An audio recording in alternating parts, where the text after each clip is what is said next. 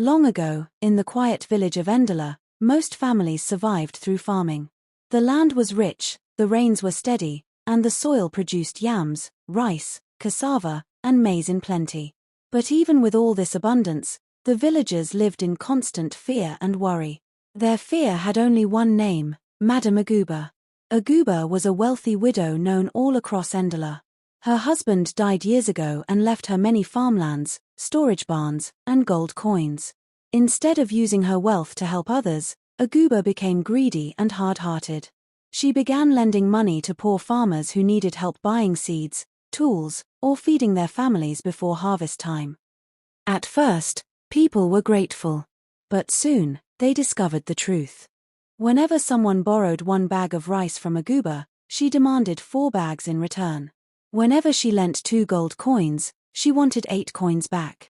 Her interest was harsh, but the people had no choice. Because they owed her money, Aguba forced them to sell their harvest only to her, and at very low prices. "We must pay our debts," the villagers whispered sadly. "If we refuse, she will seize our farms." Every year, harvest season brought fear instead of joy. Aguba's guards walked around with canes, shouting, "Bring all your yams to Madam Aguba's store. Do not sell to anyone else." People obeyed while crying quietly. Aguba always grew richer, the villagers always grew poorer. Still, she did not care. "This wealth is mine," she boasted proudly. "If they are suffering, let them work harder." The village prayed for relief, but none came. Not yet. Whenever someone begged her for help, she chased them away. "Madam Aguba, my family has not eaten since yesterday," one woman pleaded. "Please, my youngest child is sick. We need a little money." Aguba lifted her chin proudly. "How dare you ask me for my gold? Did I tell you to be poor? If you are hungry, work harder. Now get out of my sight." What she truly loved were parties grand, wasteful parties meant only to show off her wealth. Only the richest and most powerful were allowed in. There, she would brag loudly. "Look at my treasures. I worked hard for everything you see. No one in this region has as much as I do." One hot afternoon, the dry season sun burned brightly over Endala. The air was dusty, and many villagers were tired from carrying heavy debts. But inside Aguba's compound, drums were beating loudly. She was throwing another one of her famous parties. The moment her guards announced the celebration, they began moving from house to house, forcing villagers to pay a party tax. Some people gave their last cup of gari, others sold their chickens just to avoid trouble. Children cried with hunger, but Aguba still demanded more. Inside her courtyard, goats were roasted, pots of jollof steamed, and dancers entertained her wealthy guests. Aguba was dressed in a bright red wrapper, heavy gold necklaces, and a coral bead crown. She laughed loudly, boasting to everyone, "Look around. No woman in this whole region is as rich as I am. I own this village." Her guests praised her, even though many did not like her. It was safer to pretend. Meanwhile, outside the compound gate, the villagers watched from a distance. They could smell the food, hear the laughter, and feel their own stomachs tighten. "That food could feed the whole village," one mother whispered sadly. "And yet she will not give even a handful," a farmer added. Children looked longingly through the gate, hoping someone would hand them leftovers. But Aguba shouted, "Guards! Chase those dirty children away. They should not stand near my guest." People shook their heads but dared not speak. As the party continued with music and dancing, a tired, ragged-looking old man appeared on the dusty road. He leaned on a wooden stick and walked slowly toward Aguba's compound. The old beggar reached the gate just as Aguba's guards were carrying trays of steaming food inside. His clothes were torn, and his steps were weak. The villagers nearby watched carefully, knowing Aguba would not tolerate his presence. A small boy whispered, "Barber, don't go inside. Madam Aguba hates poor people." The old man smiled gently. "My son, I have walked far. I only need a little food to stay alive." Before the boy could stop him, the old man stepped closer to the compound. "What is happening here?" a guard shouted. "Old man, go away." "I beg you," the man said softly, "just a handful of food." I have not eaten for days. Aguba heard the noise and stormed out angrily. What is this nonsense? A beggar. At my party. The guests paused. Everyone stared. The old man bowed his head. Madam, please. Just a little food. Aguba's eyes burned with pride and anger. She grabbed a piece of roasted yam from a tray, threw it on the ground, and crushed it under her foot. There, she shouted. That is the kind of food a man like you deserves. The old man bent down slowly, picked up the dirty food, and looked at her with sad eyes. You have wealth, he said quietly, but no kindness. Remember, what you plant is what you will harvest. Aguba laughed loudly. Harvest? You are too poor to preach to me. Her guests joined in the mockery. Guards! Drive him out of here. Aguba commanded. The old man walked away quietly, but as he moved, a strange wind blew across the compound. The ground trembled softly, but no one noticed. By sunset, the village would begin to understand. The insult was only the beginning. The next morning, loud shouting filled Endola.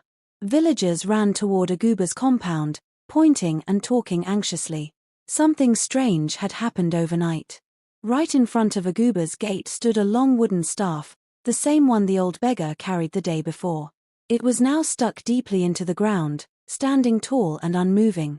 Aguba stormed outside angrily. What is all this noise? A woman explained, Madam, we saw this stick here when we woke up. No one knows who placed it. Nonsense. Aguba snapped. Remove it immediately. 3 strong men grabbed the staff and pulled. It did not move.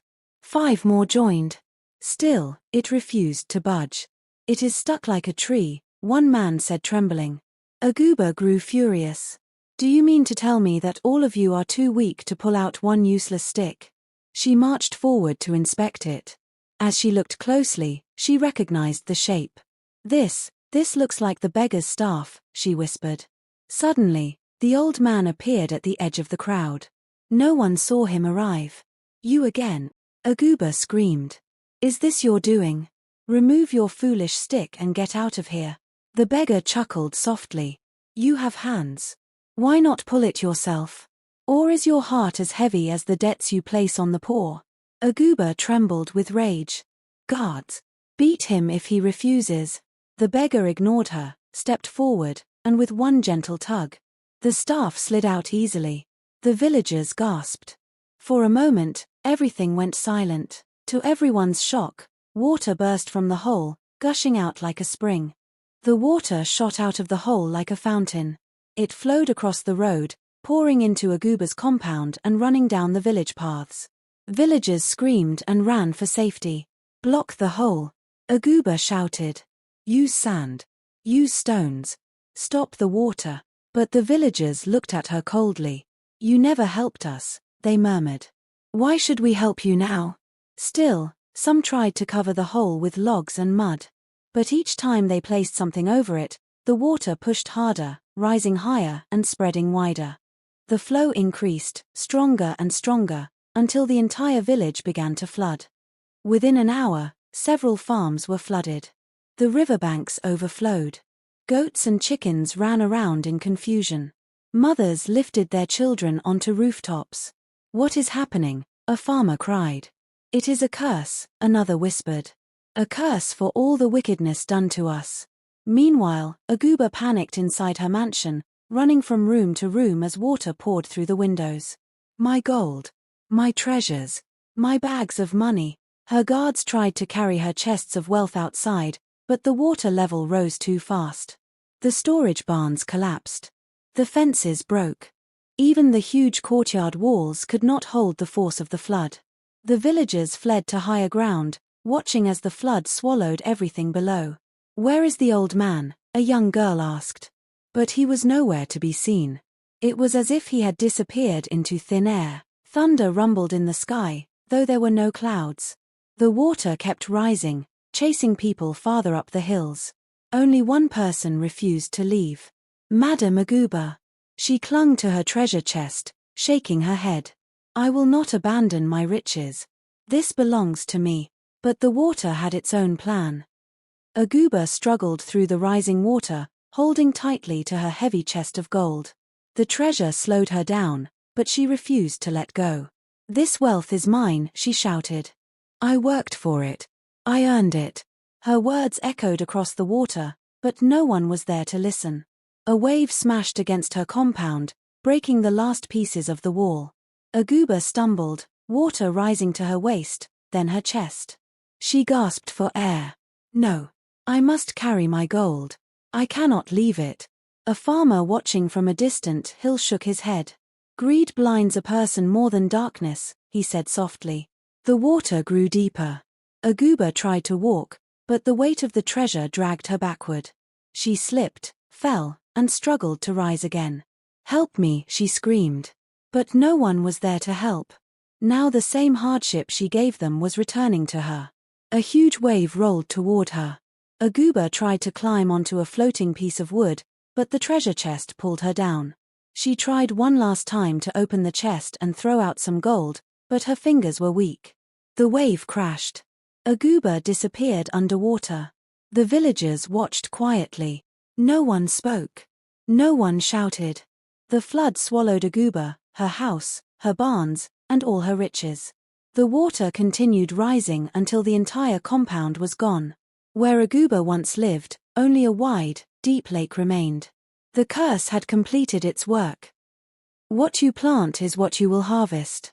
And so, the people learned that true wealth is not gold or silver, but a heart free from greed.